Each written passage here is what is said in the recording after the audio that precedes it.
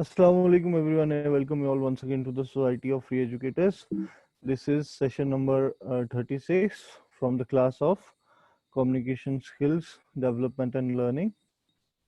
Let's have a quick recap of what we have learned earlier. We understood the difference between if and whether. So if is used in any case when there is a conditional clause or when there are conditional sentences, whereas whether is used only in a case where you have two choices. And then we understood a new meaning for the word commend, which is um, uh, interesting with something. When you interest someone with something, it is you are commending him with something. Then in the business English section, we understood the phrases for delivering a bad news. Then we have the word root analysis of pole, pyro, quart, and quint. And then we started pronoun agreement. Hopefully we will complete pronoun agreement today, and then we will see what are all the topics that are left. But almost 90% of topics from the grammar section, which are used in sentence construction and everyday English that we speak, are almost complete. And I will still suggest everyone, those who have missed, please review the sessions on parallelism in uh, English sentences or parallelism in any language. We have uh, early in the early sessions we have gone through it, so try to go through them. Coming to the first section of the session today, this is verbal skills. We will understand the actual meaning of the word roast. So the traditional meaning for the word roast is when you roast something in the oven or on the fire. This is what comes to my mind when I think about or when I listen to the word roast from anyone. But roasting is not just about cooking food in an oven. We can roast people by criticizing them harshly.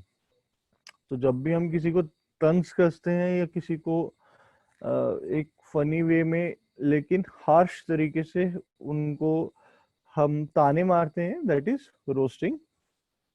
Another meaning of roast is to tease someone in light-hearted way or give a funny comeback when someone tries to humiliate you. तो जब कोई आपकी बेइज्जती करने की कोशिश करे और आप उसको एक फनी वे में या एक लाइट हार्टेड वे में उसको एक जवाब देते हो, this is also called roasting. So these are the examples. We had to roast the teacher after she was seen shopping when she was supposed to be off work with flu. तो teacher ने यहाँ क्या किया, teacher ने छुट्टी ली है, कहा है कि मुझे फ्लू हो गया और मुझे छुट्टी दो, बट स्टूडेंट्स ने उनको देख लिया बाहर शॉपिंग करते हुए, तो वो फिर उस टीचर को टीज करना शुरू हो गए कि you are having flu and you are shopping here, something like that. This has happened to me in my college as well. And then after my presentation froze during a meeting, my boss gave me roasting. अब यहाँ पर जो roasting है, that is criticizing harshly. This is not funny roasting. जो teacher वाला case है ऊपर वाले एग्जांपल में, that is you are teasing your teacher in a funny way. But this, after my presentation froze during a meeting, my boss gave me roasting.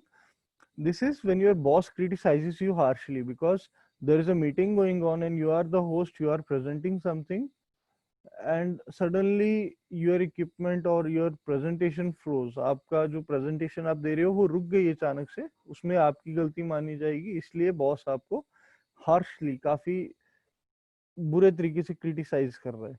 So is it clear to everyone? चलो, let's go to the last example. He was roasted by his friends for after he posted his pictures on social media. तो ये तो बहुत common है कि आप कोई picture Facebook पे या व्हाट्सएप पे स्टेटस लगाते हो या डीपी लगाते हो और आपके दोस्त आपको फनी वे में तंग करते, टीज करते हैं. सो this is also a light-hearted way of humiliating someone, so or teasing someone. This is also roasting. I hope it is clear. Going to the next section, a new meaning for an old word. So the old word is snackable. तो snackable सुन के क्या समझ आता है? What is snackable? Maryam? something which we can eat when we are in free time, or when Yes, we are having enjoying moments with our family, like watching movies, etc. very good. Exactly. This is what is snackable. So this is the traditional meaning of the word snackable.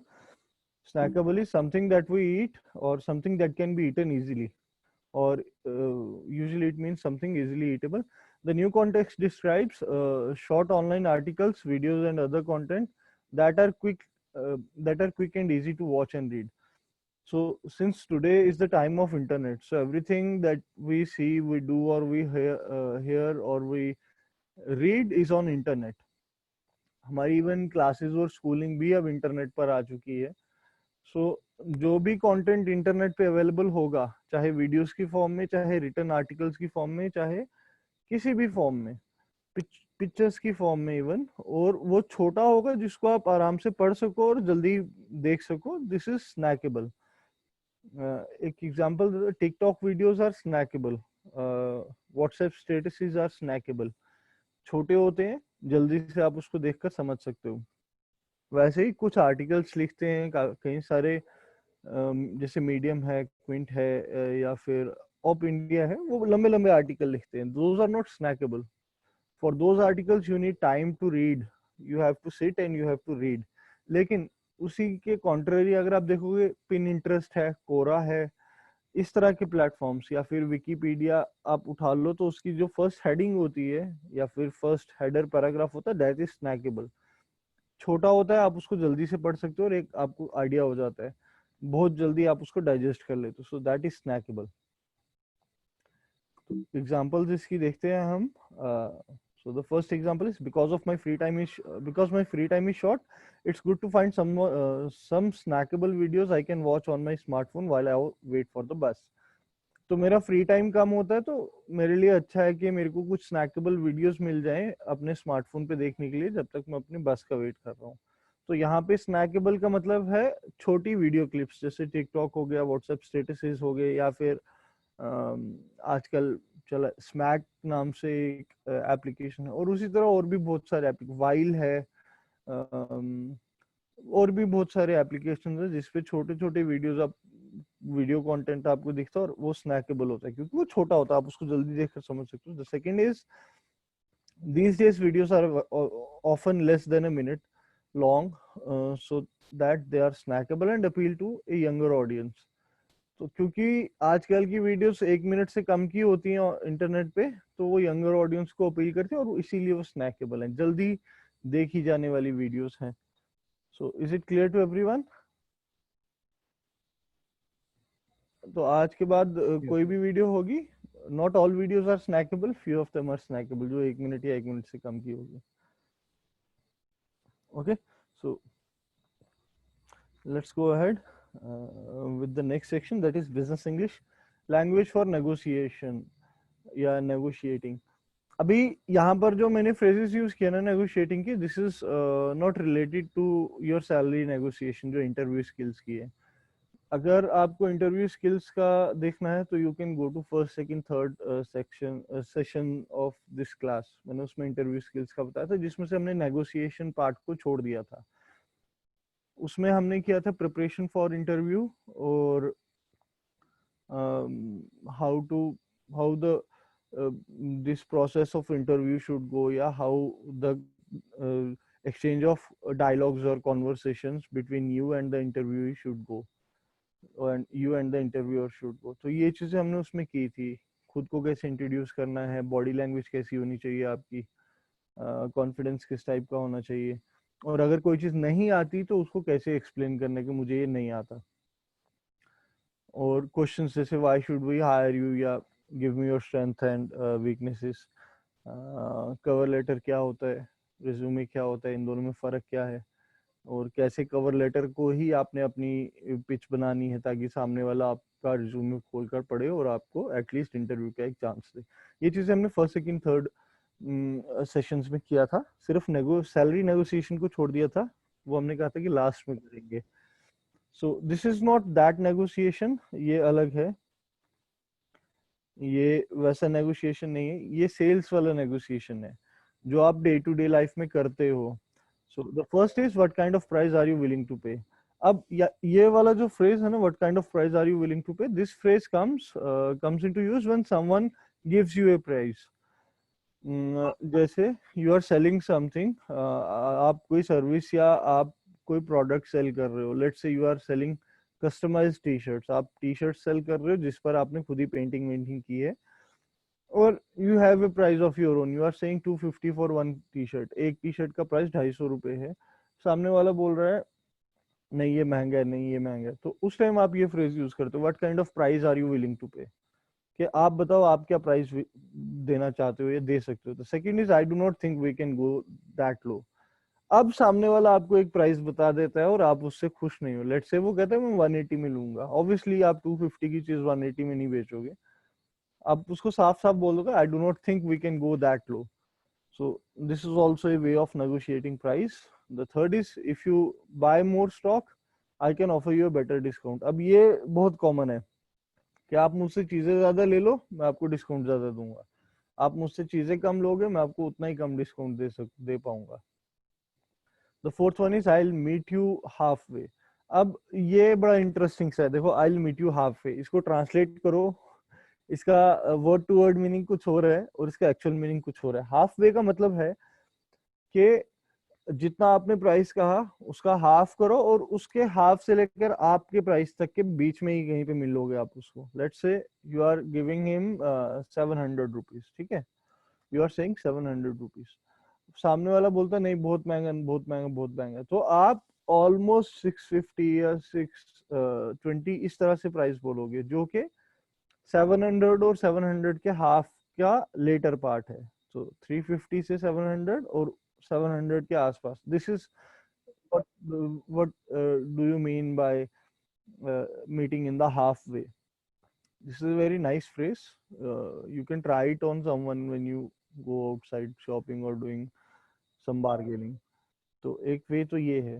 So I hope ये चारों phrases आपको clear हैं, या if you have any doubt please let me know. Is there anyone who has any doubt regarding these? Okay, let's go to the word root analysis and pronunciation section. तो word root analysis में हम पहला word जो आज सीखने वाले हैं that is रेडिक और ओके सॉरी दिस इज रेडिक और रेडिक्स. मैंने गलती से सी लिख दिया है यहाँ पर. देन रैम और ramie. Third is rag and the fourth is retro. तो रेडिक से शुरू करते हैं.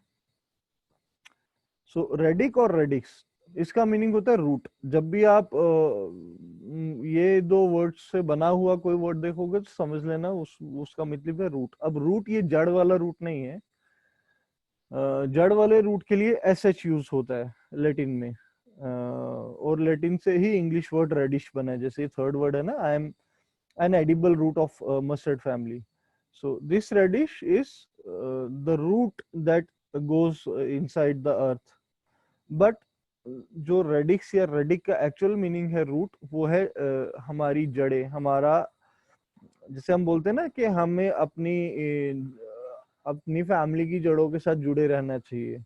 हमें ये जानना चाहिए कि हम कौन है. हम पठान है, खान है, ये है, वो है, राजपूत है, ब्राह्मण है या क्षत्रिय है, जो भी है. मतलब this is roots.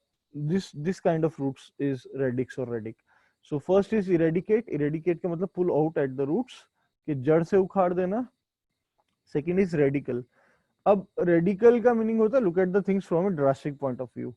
Drastic point of view का मतलब देखो अक्सर डिक्शनरीज क्या करती हैं, रेडिकल को एक्सप्लेन करती हैं एज अ फंडामेंटल या फंडामेंटलिस्ट.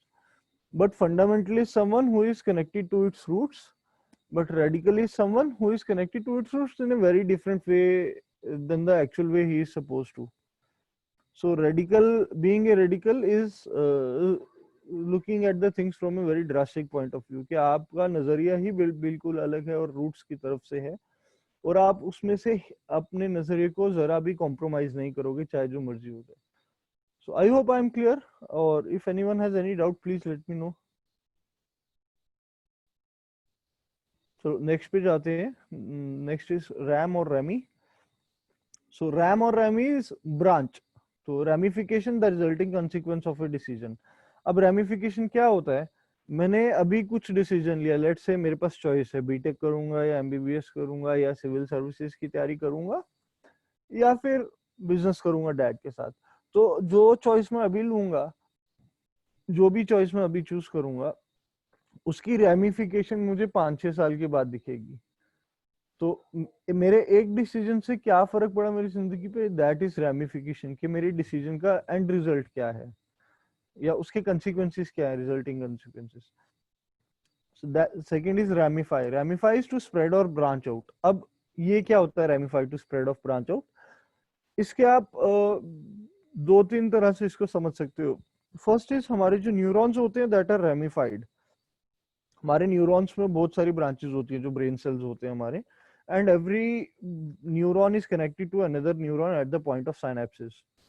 और वो साइनेप्सिस का जो पॉइंट होता है, this is the branches of two neurons are connecting to each other. So this is ramification of the brain cells of a human body. दूसरा क्या होता है रेमिफाई करना? जैसे मैंने एक रेस्टोरेंट खोला एक जगह पे, फिर मैं दूसरी सिटी गया, मैंने उसी की एक और चेन खोली, तीसरी सिटी गया, मैंने उसी चेन से एक और निकाला रेस्टोरेंट। सो इस तरह से मैंने अपना बिजनेस पूरा स्प्रेड किया। और this is ramification of my restaurant, या I ramified my restaurants. Third is ramus. Ramus is a branch like part, तो जिसके बहुत सारे ब्रांचेस हो, that is ramus. Is it clear? और is there anyone who has any doubt? चलो next देखते हैं। रेग। रेग इज गाइड और rule. So regent is a person who rules on behalf of a king और queen. तो ये पुराने जमाने में होता था, बादशाह कहीं और होता था, रानी कहीं और होती थी, और उनका एक वजीर या उनकी कोर्ट का ही एक आदमी उनकी जगह पर रूल करता था उनके बिहाफ पे। So he is regent. Second is regime. Regime होता है गवर्नमेंट दैट रूल्स। जैसे हमारे यहाँ इंडिया में जब भी कोई गवर्नमेंट चूज होती है, will say this is a regime. अभी बीजेपी रिजीम है, पहले कांग्रेस रिजीम थी, उससे पहले फिर से बीजेपी थी, उससे पहले फिर से कांग्रेस थी। सो दिस इज रेजीम, एक ऐसी गवर्नमेंट जिसका रूल हो। And third is regulate. अब रेगुलेट जो है इसका मतलब होता है टू अप्लाई ए रूल। दूसरा रेगुलेट का मतलब होता है टू चेक। ठीक। So if there is any doubt please let me know. I hope it is clear to everyone. Is it clear? Yes, sir, yes. Okay, so let's go to the next one. The next one is retro. Retro means backward or back. So retroactive is relating to something in past. कि past में कुछ हुआ और उससे relate हो रहा है, तो that is retroactive. Retrogress. Retrogress is to go back to an earlier condition. जैसे retrogress देखो होता है कि मैं आपको practically बताता हूँ क्या है। Let's say मैंने एक business खोला, और at the time of starting or initiating that business, मैं इतना रिच नहीं था, मेरी annual salary let's say 5 lakh rupees थी। वो 5-6 साल तक चला और बहुत अच्छा चला, लेकिन right at the starting, at the ending of 7th year, कुछ पॉलिसीज रूल्स मैंने चेंज किए और मेरे को घाटा होना शुरू हो गया। अब 8वें या 9वें साल में मेरी फिर से एनुअल सैलरी या मेरा जो टोटल बचता है that is 5 lakh an year. So I am retrogressing, मैं एक पुरानी कंडीशन में वापस से चला गया हूँ। So this is retrogress. Third is retrospect. Retrospect is when you remember the past events. The remembering of past events is retrospect. ये तो सुना होगा आपने, सारा word बहुत common है retrospect. So is there anyone who has any doubt regarding these? So can you use the word retrospect in a sentence? See, my father is retrospecting the conditions that we were living in Ramnagar. So हम रामनगर में एक time पे रहते थे और मेरे पापा जो हैं वो उन कंडीशंस को याद कर रहे हैं। या फिर I was married 2 years back या 3 years back, so I am retrospecting the time that I was married at. So this is how Okay, you sir. remember your old past events या past conditions. और specifically retrospect retrospection जो होती है ना, that this is for events. मतलब आप conditions के लिए इसको यूज कर सकते हो, लेकिन ये वर्ड जो बना था retrospect, it was specifically invented for remembering of past events, not for past conditions. ये तो आफ्टर 15th सेंचुरी इसको इवेंट्स के लिए याद करना शुरू, इवेंट्स के लिए यूज करना शुरू Can हुआ। it और be ये used for childhood? एक मिनट, किसके लिए? Childhood. हाँ, you can retrospect your childhood. So आप बचपन में आपके जो इवेंट्स हुए थे, देखो जब जी मैं बोलता हूँ ना कि I am retrospecting my childhood, so that doesn't mean कि मैं अपना बचपन पूरा का पूरा याद कर रहा हूँ, और इसका ये मतलब भी नहीं है कि मैं अपने बचपन में अपनी शक्ल सूरत याद कर रहा हूँ। लेकिन इसका मतलब ये है कि मैं बचपन में क्या हरकतें करता था, या मेरे बचपन में हमारा घर कैसा होता था, और मेरे पापा ने क्या डिसीजन लिया, फिर हमारा घर बड़ा हो गया, या फिर मेरे ग्रेट ग्रैंडफादर की वफात मेरे बचपन में हो गई। तो वो इवेंट्स हैं। तो जब मैं बचपन के, that means I am retrospecting the events, या I am retrospecting my childhood. So जब कोई ये बोलता है ना कि he is retrospecting his childhood, that means he is trying to remember the past events, या the events that happened in his childhood. वो अपनी शक्ल सूरत नहीं याद कर रहा होता, वो इवेंट्स याद कर रहा होता है। Is it clear? yes sir. So thank can it be used as a synonym for recall?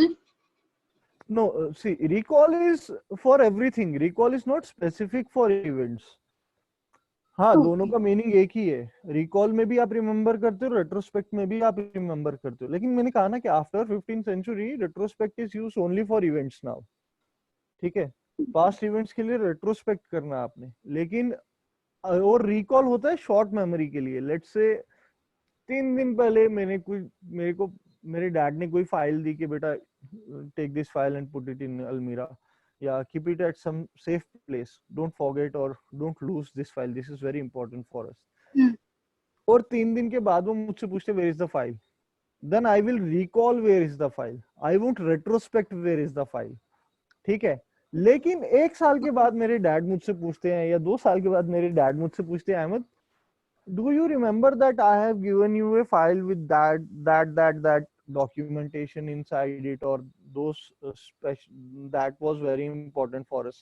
Then I will retrospect the event when my dad gave me the file and I put it somewhere safe. तो Okay लंबा sir. Time है past में और event है, that is retrospect. Recall बहुत short है, मतलब 1-2 दिन, 1 महीना, 2 महीना, इससे ज्यादा नहीं। 6 महीने से ऊपर यू विल रेट्रोस्पेक्ट। ठीक है। What about sir recollecting? Yes sir. Recollecting is used only for memories. Recollecting is not used for events. Recollecting is memories. देखो यही बात है ना। आप ये बहुत अच्छा, who was recollect, tell me his name. Uzair, is it you? ये उज़ैर ने पूछा था रिकलेक्ट, किससे पूछा था? See, who asked me about recollecting? This is really a nice question. ये चीज आप एक्सप्लेन करने की सोच रहा मुझे आ नहीं रहा, but the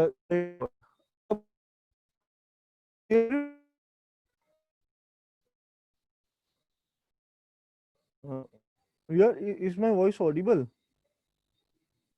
Yes, sir. Clear है मेरी आवाज या ब्रेक हो रहा है? काफी बीच में ब्रेक हो रही है सर। यार यहाँ ना नेटवर्क इशू हो गया है कुछ, आई थिंक कल का। चलो अभी क्लियर है? Yes sir. चलो अब मैं बताता हूँ। देखो रिकलेक्टिंग और रेट्रोस्पेक्टिंग में क्या फर्क है।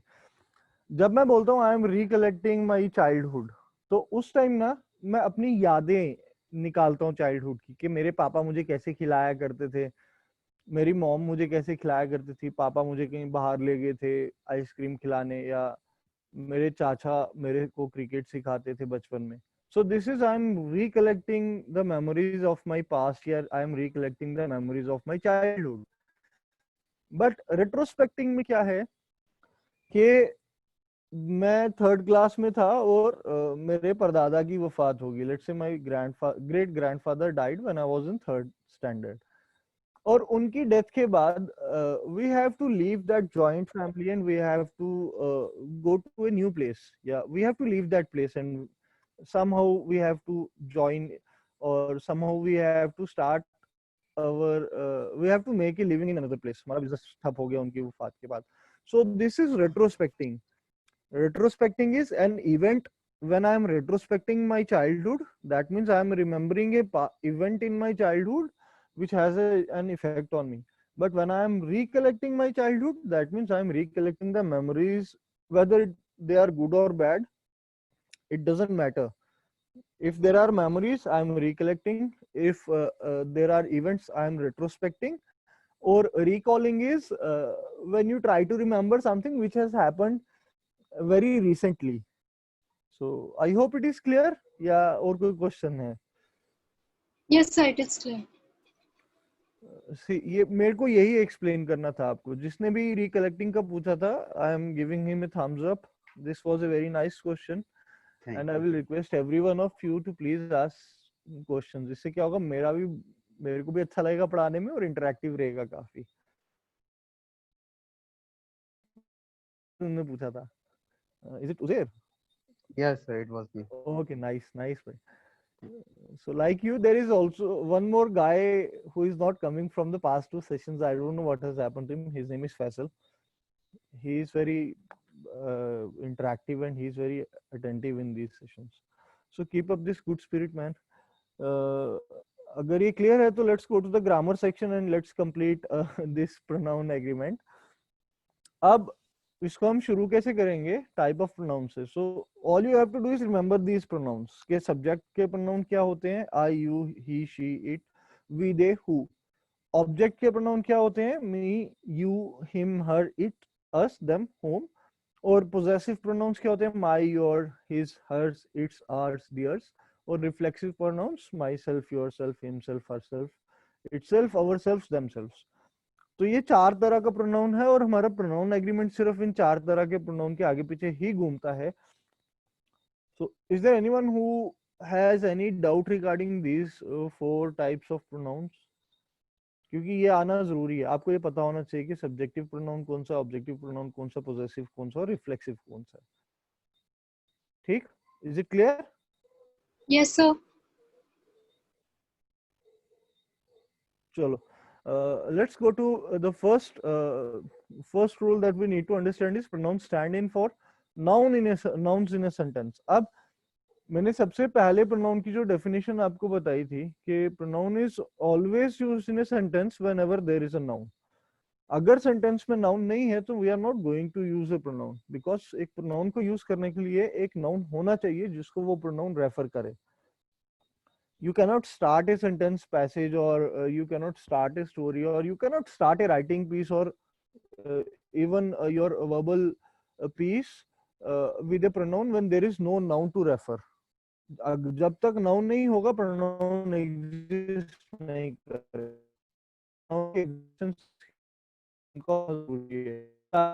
उसकी तरफ पॉइंट कर सके, आपको उसकी तरफ रीडायरेक्ट कर सके, रेफर कर सके. तो वही चीज हम यहाँ समझेंगे और फिर हम यहाँ समझेंगे कि वो प्रोनाउन जो है what kind of pronoun it should be और what type of pronoun it should be. So pronoun, अब इसमें दो चीजें आपने ध्यान में रखनी. एक तो pronoun must match the form of a noun. ठीक है, और नाउन कितने फॉर्म्स का होता है? नाउन होता है 3 फॉर्म्स का. एक होता है आपका न्यूमेरिकल नाउन या नंबर नाउन, ये सिंगुलर है या प्लूरल है.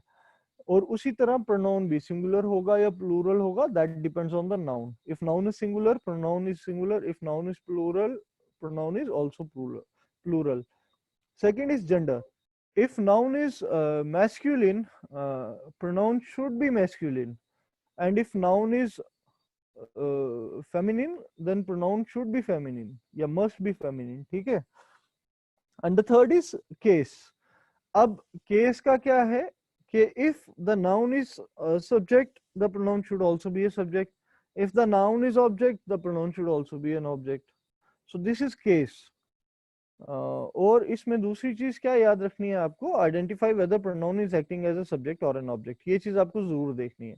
और मोस्टली हम गलती इसी में करते हैं. We always use pronoun randomly. We do not bother whether the pronoun is acting as a subject or an object. तो इसका एक एग्जांपल देखते हैं, he cheated me, ठीक है। अब मेरे को ये बताओ इसमें नाउन क्या है या इसमें प्रोनाउन कौन सा है और सब्जेक्ट कौन सा, ऑब्जेक्ट कौन सा है, मुझे ये बताओ। इसमें कौन बताएगा इसके बारे में? So can I? हाँ sure sure.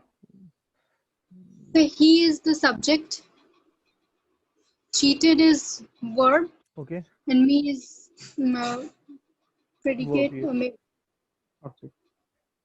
Object. me is a pronoun, ठीक है, और he भी pronoun है इसमें।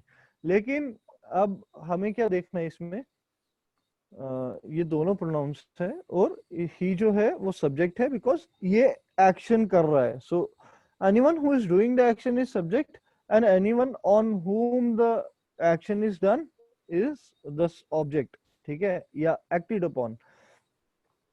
तो यहाँ से आपको आइडिया, मेरे को पता लग गया कि आप लोग को आइडिया है कि हाँ सब्जेक्ट कौन सा है और ऑब्जेक्ट कौन सा है। और इसी चीज का आपने ध्यान रखना, देखो ये दोनों प्रोनाउन है, ही भी और मी भी, बट मी के ऊपर काम हो रहा है इसलिए वो ऑब्जेक्ट है और ही काम कर रहा है इसलिए वो सब्जेक्ट है।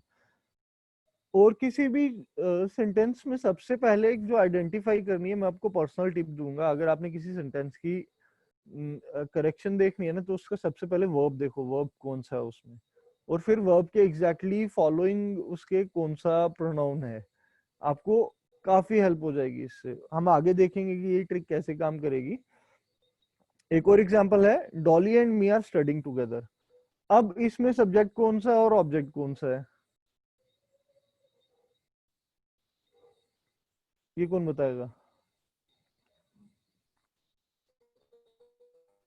So Dolly and me are both subjects. How? Are studying sir together. आपकी वॉइस क्लियर नहीं है sir.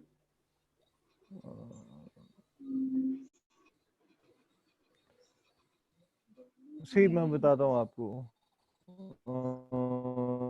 You are actually correct. Dolly and me are both subjects because they both are doing something. They both are studying. तो studying is the verb. Dolly और me दोनों कुछ कर रहे हैं. So both are subjects. ठीक है. But मुझे एक बात बताओ, me is a pronoun. ठीक है. और me जो है ये subjective pronoun है या objective pronoun है? The subjective. नहीं, see, ध्यान से देखो, मैं आपको दिखाता हूँ।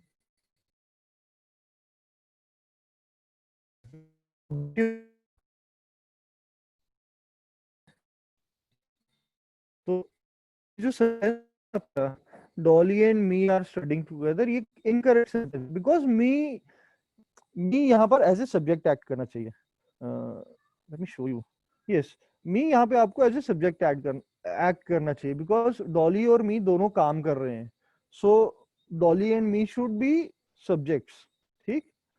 But the thing is me is an objective pronoun, वो अभी बताता हूँ मैं आपको। इसीलिए ये सेंटेंस जो है दैट दिस इज इनकरेक्ट। अब इसको करेक्ट कैसे करेंगे? मी का जो कॉरेस्पॉन्डिंग सब्जेक्टिव प्रोनाउन है वो क्या है? आई। I. So Dolly and I are studying together. This is correct way of writing this kind of sentence. ये क्लियर हुआ सबको या इसमें Yes. डाउट है? हाँ, मतलब इसीलिए वो टेबल याद रखना है आपको कि कौन सा सब्जेक्टिव प्रोनाउन है और कौन सा ऑब्जेक्टिव प्रोनाउन है। हम जब भी सेंटेंस कंस्ट्रक्शन करते हैं ना, मैंने 3 चीजों की गलतियां मेजॉरिटी ऑफ स्टूडेंट्स में देखी है, मेजॉरिटी, इवन मेरे ऑफिस के कलीग्स भी उसमें इन्वॉल्व हैं। मेरी एचआर ओनली कहीं पे भी लगा देती है, आई एम ईटिंग ओनली, या I am eating samosas only, या I am eating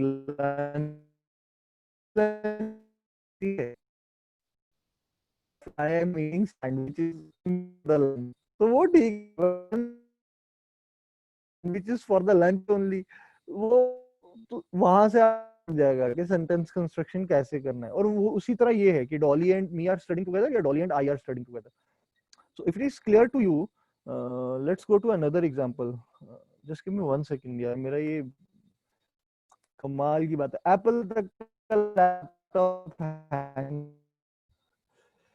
how could she blame you and he for the accident? अब इस सेंटेंस को थोड़ा ना आप एनालाइज करो। पहली बात है, इसमें वर्ब कौन सा है? Blame.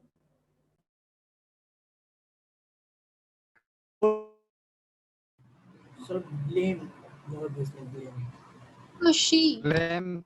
हाँ, blame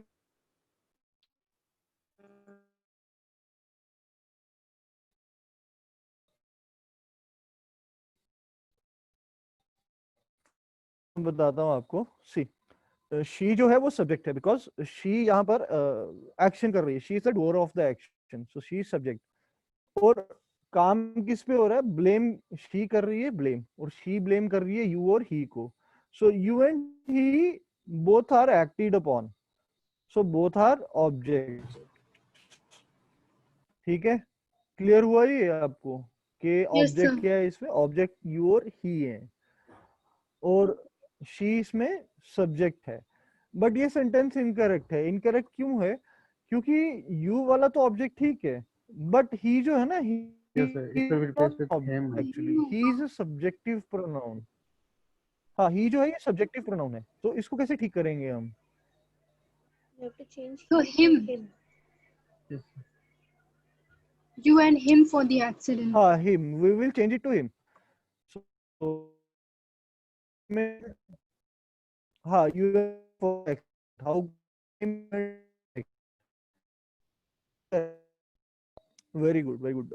I am happy to see that you guys are understanding this. अब आते हैं एक और रूल पे। आई होप वो सबको क्लियर है। अब आता है यूज ऑफ हु एंड हुम, जो कि अक्सर गलती खाते हैं लोग के कहाँ हु यूज करना है, कहाँ हुम। तो किसी को आइडिया है कि इन दोनों में फर्क क्या है, या इन दोनों को यूज कहाँ करते हैं हम लोग?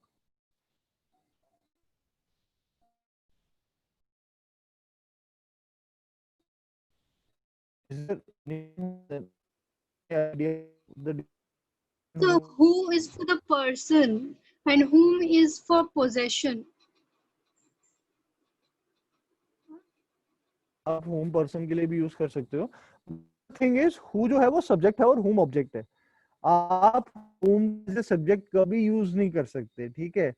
जैसे whom has gifted you this pen या whom has gifted you this car, तो whom ऑब्जेक्ट है, उसको आप एज ए सब्जेक्ट कभी यूज नहीं कर सकते। और who इज ए सब्जेक्ट, उसको आप एज एन ऑब्जेक्ट कभी यूज नहीं कर सकते। बेसिक सा रूल है, who replaces the subject whereas whom replaces the object in the sentence। एक एग्जांपल देता हूं मैं आपको। whom did the teacher admire in the class? अब यहां पर पहले देखो सब्जेक्ट क्या है।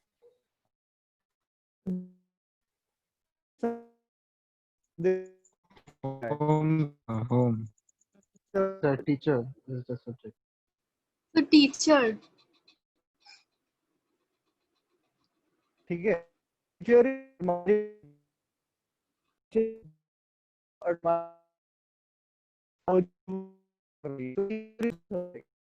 तो whom is ऑब्जेक्ट, इसके हिसाब से ये sentence, ठीक है? सो ऑब्जेक्ट के तौर पे हमारा whom यूज हो रहा है ऑन पार्ट। बिल्कुल।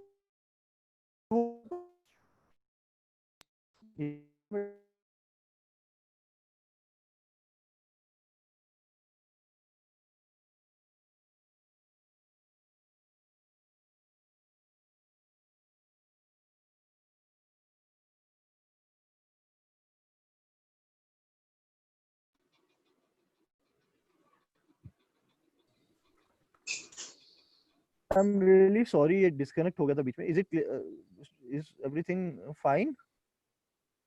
Yes, sir. मेरी Yes, स्क्रीन sir. विजिबल है सबको? Yes, sir. चलो ठीक है, Yes, तो sir. ये चीज क्लियर, ये सेंटेंस करेक्ट है या नहीं? So your voice was breaking at that time, sir. Please So repeat. is it clear? Is this sentence clear to everyone?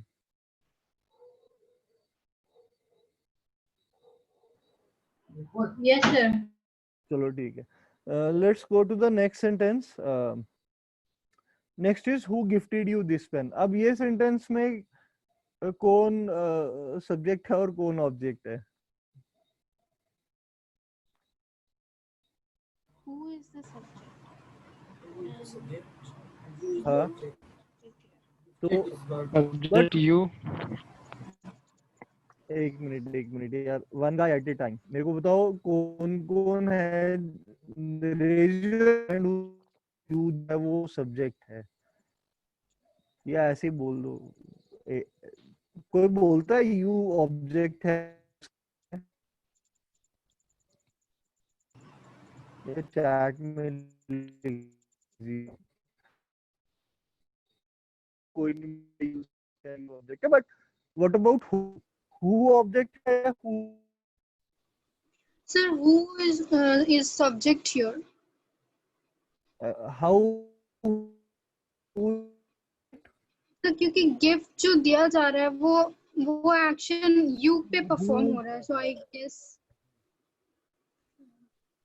हाँ, तो जो एक्शन परफॉर्म हो कर रहा है वो है हु, और जिस पे एक्शन परफॉर्म हो रहा है वो है यू। तो यहां से हमें पता लग गया कि who is the subject and you is the object, and और the pen is the object. आप ये भी देख सकते हो इसमें, अगर यू को आप एज एन ऑब्जेक्ट नहीं लोगे। और तीसरा, who is the subject, the main performer of the action. So this sentence is also absolutely correct. तो अब आपको समझ आ गया कि हु और हुम को कहाँ यूज करना है। जहां पर भी आपको सब्जेक्ट लगाना है वहां पर आप हु यूज करोगे, और जहां पर आपको एज एन ऑब्जेक्ट यूज करना है वहां आप हुम यूज करोगे। सो इज इट क्लियर? देखो, इसमें ना एक एग्जांपल मैं आपको और देता हूँ। हम कहते हैं ना वर्ल्ड इज राउंड या world is small, says who. तो यहां से समझ आता है कि हु इज ए सब्जेक्ट, ठीक है। But whom do you think is the most brilliant scientist? तो थिंक तो आप कर रहे हो ना, सो आप इसमें सब्जेक्ट हो और whom जो है वो ऑब्जेक्ट है। क्लियर हुआ ये सबको? Yes sir. चलो, let's go to the next one, that is okay, this one will be the last one, the use of to be forms of verb. अब देखो टू बी फॉर्म क्या होती है वर्ब की। टू बी फॉर्म में आता है it should have been, या इट इज, या इट कुड हैव बीन, या इट वाज, ठीक है। इस तरह के जो भी सेंटेंसेस होते हैं ना जिसमें ये चीज होती है, जैसे it should have been you who has prepared this dessert, या who has prepared this cake, या इट इज मी, या it is I who has completed this assignment, या who has submitted the assignment in the very first number in the class. तो ये इस तरह के sentences होते हैं to be form of verb वाले सेंटेंस, जिसमें किसी का होना या ना होना वर्ब होता है, ठीक है। मैं पहला हूं जिसने असाइनमेंट सबमिट किया, तो मेरा होना इज द वर्ब, और this is to be form of verb, ठीक है, जिसमें होना या ना होना वर्ब होता है, या होता था या होता होगा, ठीक। सो इट, इस तरह से जो भी होंगे, this is to be form of verb. अब इसमें क्या देखना है आपने, जब भी आपके पास टू बी फॉर्म आएगी तो उसके फॉलोइंग आपने देखना, इमीडिएट फॉलोइंग एक हमेशा प्रोनाउन होगा, और उस प्रोनाउन को आपने हमेशा सब्जेक्ट की फॉर्म में रखना है, बिकॉज वो सब्जेक्ट है। जैसे वो मैं हूं जिसने ये असाइनमेंट सबसे पहले सबमिट की, ठीक है। तो इट इज me, या it is I who has submitted this assignment in the very first number, या in the beginning, ठीक है। तो यहां से आपको पता लग जाएगा कि it is, या it could have been, या it was, या it should have been। इसके इमीडिएटली बाद वाला प्रोनाउन आपने देखना है कौन सा है। अगर वो सब्जेक्ट है, सेंटेंस इज एब्सोल्युटली करेक्ट। अगर वो ऑब्जेक्ट है, sentence is obviously incorrect, because इसके बाद हमेशा सब्जेक्ट आएगा, क्योंकि जो वर्ब है वो सब्जेक्ट करता है, और टू बी अपने आप में एक वर्ब है। क्लियर हुआ ये आपको? Yes sir. चलो इसकी एग्जांपल देखते हैं हम लोग। पहली एग्जांपल है it should have been her who called. तो ये पक्का वही होगी जिसने कॉल किया है। इसका इंटेंस और कॉन्टेक्स्ट ये इस सेंटेंस का, कि ये पक्का वही होगी जिसने कॉल किया है। तो अब मुझे ये बताओ, इसमें इसमें तो पहले आप देखो टू बी फॉर्म कौन सा है वर्ब का। Have been. कौन बोल रहे हैं? It should have been. Yes, it should have been is the to be form, और इसमें टू बी फॉर्म के बाद इमीडिएटली प्रोनाउन कौन सा है?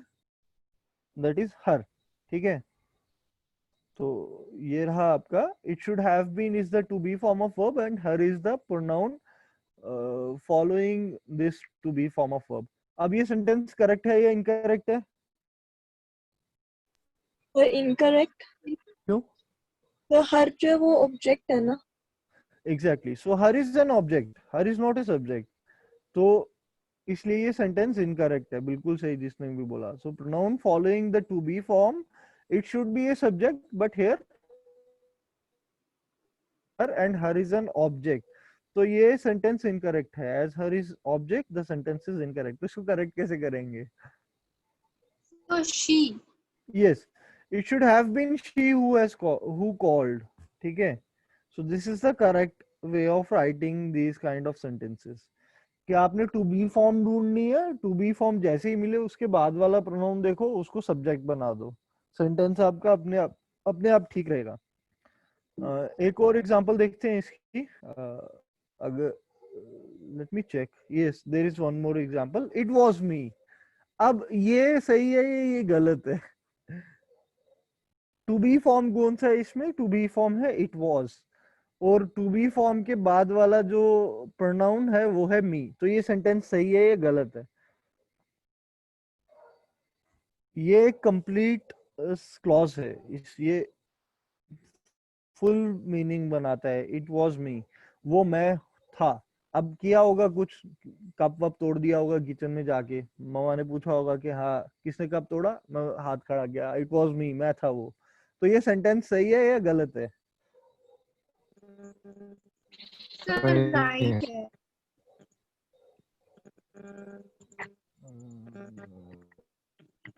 है। जो मी सब ठीक है, इस हमें ध्यान रखनी है कि पार्ट बाद वर्ब के टू बी पार्ट के बाद हमेशा सब्जेक्ट आएगा।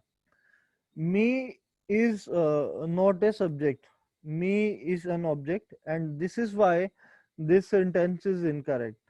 As me is object the sentence is incorrect. अब इसको करेक्ट कैसे करेंगे हम? It was I. Yes, it was I who has broken this cup in the kitchen. और उसके बाद मम्मा का डंडा उड़ता उड़ता आएगा और बताएंगी कप कैसे टूटा। सो आई होप आज इतना ही रखते हैं हम लोग। This is the correct way of writing these kind of sentences. I hope आप सबको अच्छा लगा होगा, and I am really sorry for the internet issues that we are having these days.